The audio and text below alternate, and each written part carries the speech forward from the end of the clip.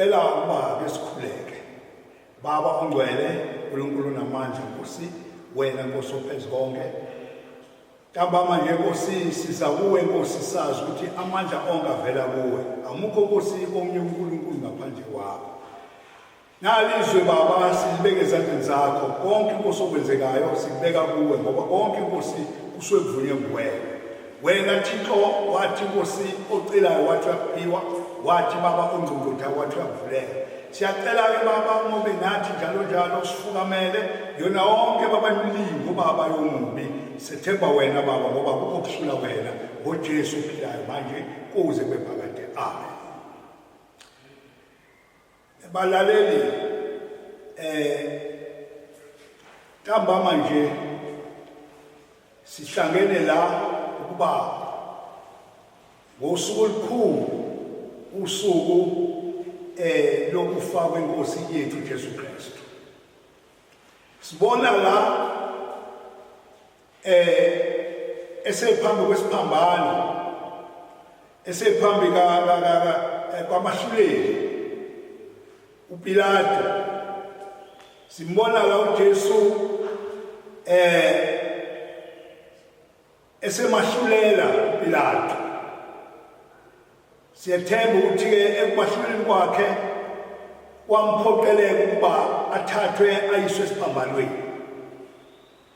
So ke sifundeke izwi kaNkulunkulu lapha kwabase ngukaLuka isahluko 23 sifunde indimana yamashumi amabili nesihlanu.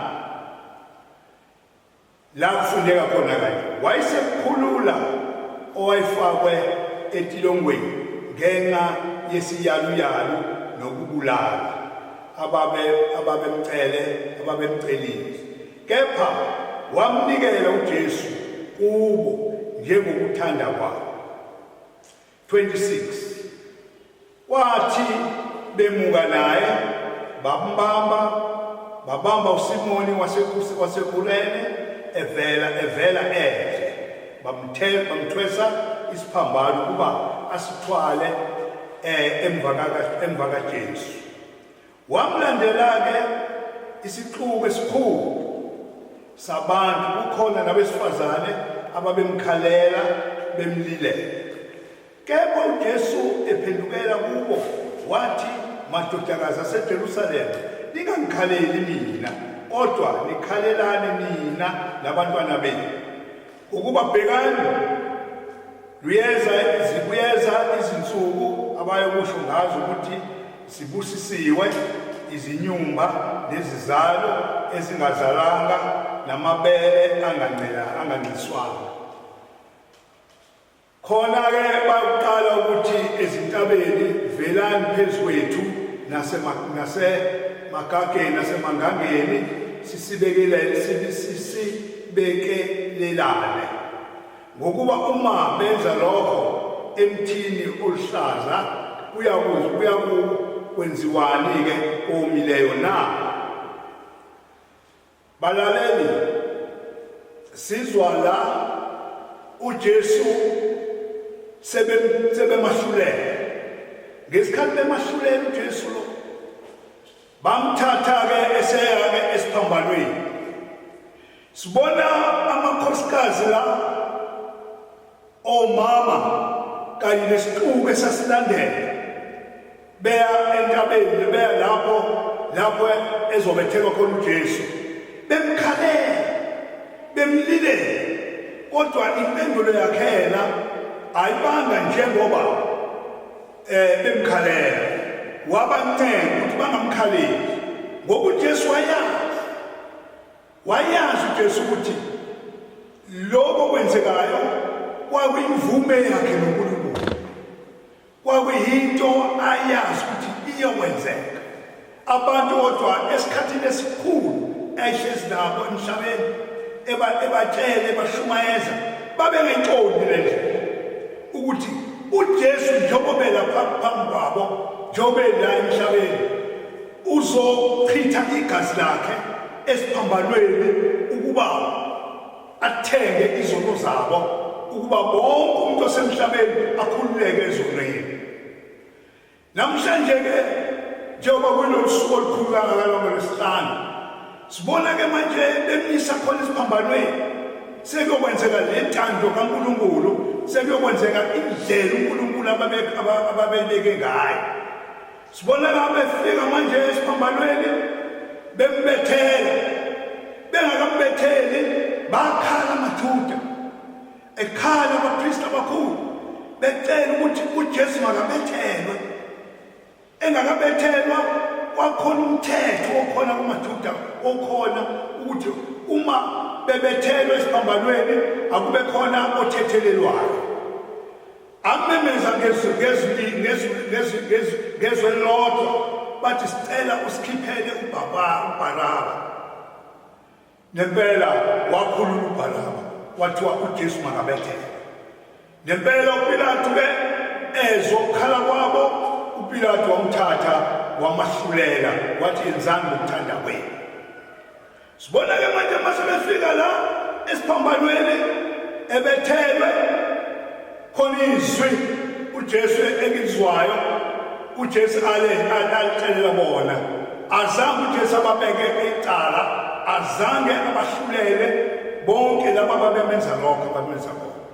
Masifunda lapha uLuka 23 verse 34 siyamuzwa uJesu ekhuluma ethi bathethelele ngoba bakwazi abakwenzayo esho ngokupheleleyo ngoba yena wayazi ukuthi lento mayifezeke kodwa abantu babengazi bona babethi bamahlulela uthi uJesu bathethelele ngoba abakwazi abakwenzayo esho ngokukhululeka esho ngenhliziyo evulekileyo ethi Nkosi bathethelele ngoba abakwazi abakwenzayo.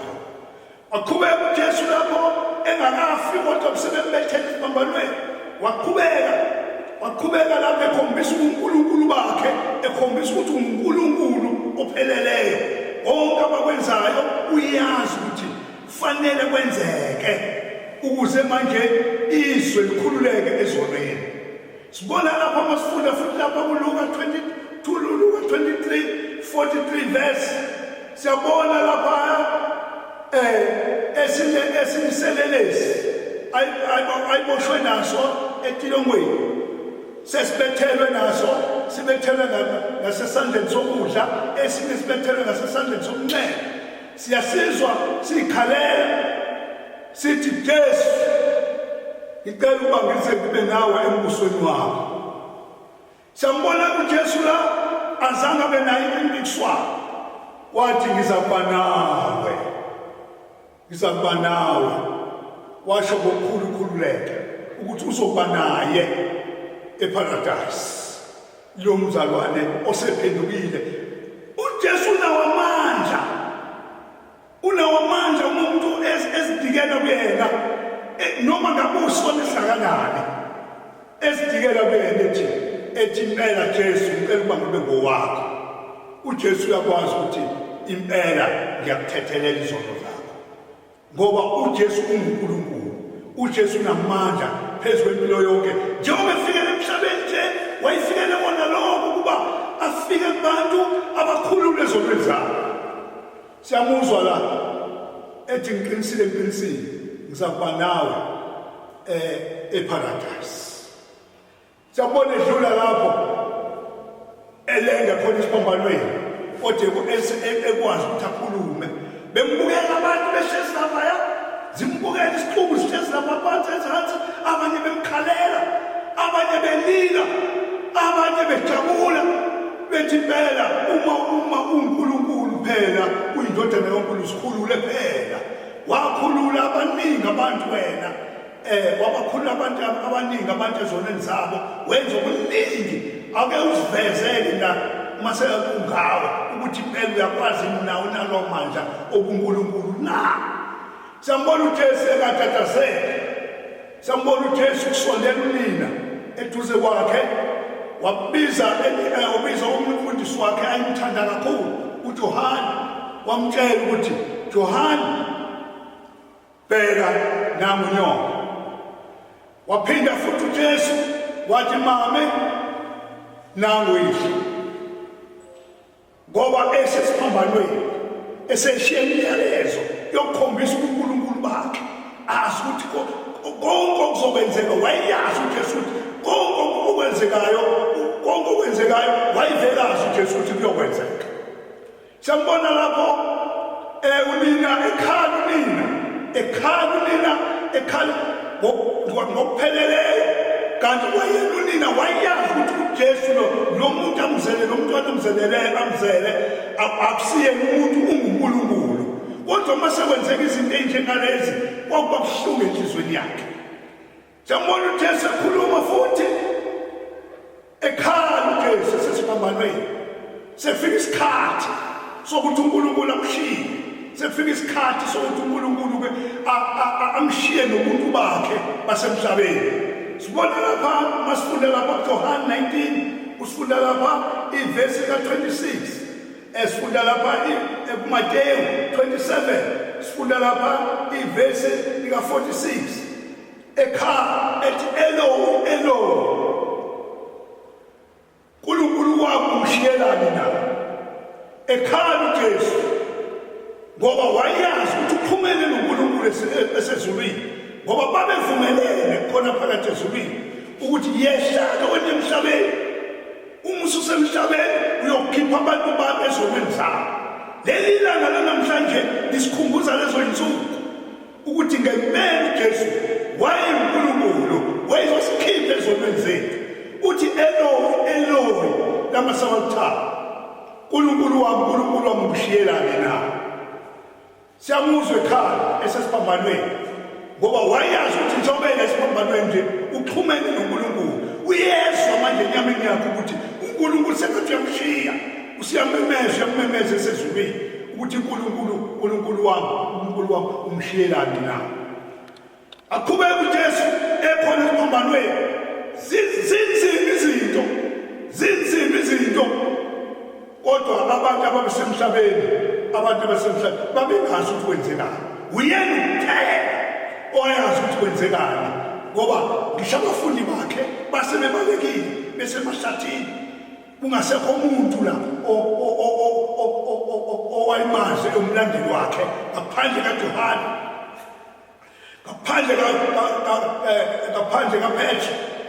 Bonke babembuka bebukela bebude benawo umqondo ukuthi ngabe ubulawelani lo muntu ngoba lo muntu bekhuluma izindaba ezinhle ubesikhulula nasezonweni benza yonke into enhle bakhohlwe into akade eyisho bona ukuthi mina angizohlala nemhlabeni uzothi ngizofa uthi ngensuku ezintathu ngivuke.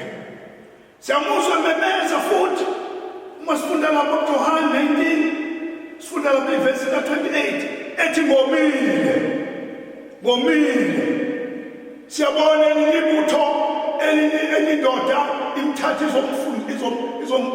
izomphuzisa uvenika engasho ukuthi womile mhlamba amanzi noma wemele ini kodwa kumele abantu ukuthi abasezolweni ukuba bakhiphe phakathi ezolweni zabo. Izwi likaNkulunkulu lisamile uthi uJesu mkhulu umsebenzi ayenza emhlabeni. Umehlule phakathi lapha esiphambanweni waphinda amazwi amaningi ewakhuluma engakafi.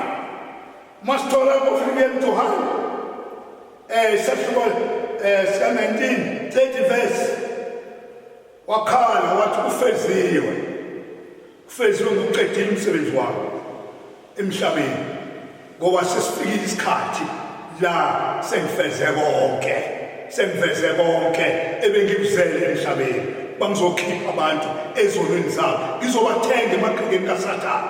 Bakhona-ke nabanye abantu bazalwane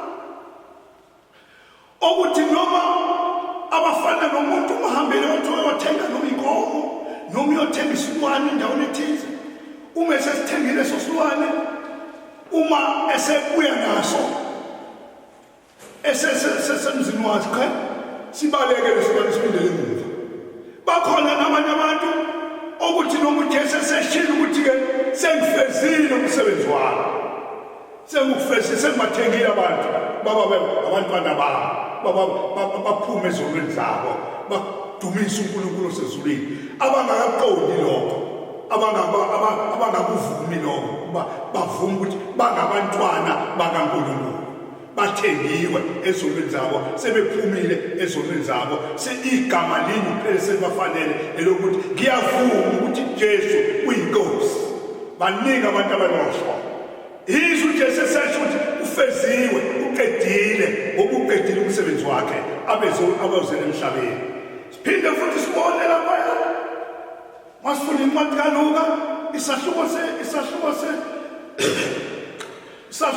23 uma sifunda lapha ivesi ka46 esesho ngiyawubeka umoya wami esandleni sakho Nkosi ezikhalela kuNkulunkulu uthi uyawuthulula umoya wakhe ezandleni zakhe ongabonakali ngamehlo enyama wonke lo msebenzi uJesu wayewenzela thina sisemhlabeni wafa kabuhlungu eshawa ebulawa efakwe ebhilini enza yonke into kabuhlungu ukuze siphume ezolweni ezosithenga ukuba siphume ezolweni esasibhathwe kuzona Nkosi yakho sikuhlumalezayo uze bephela amen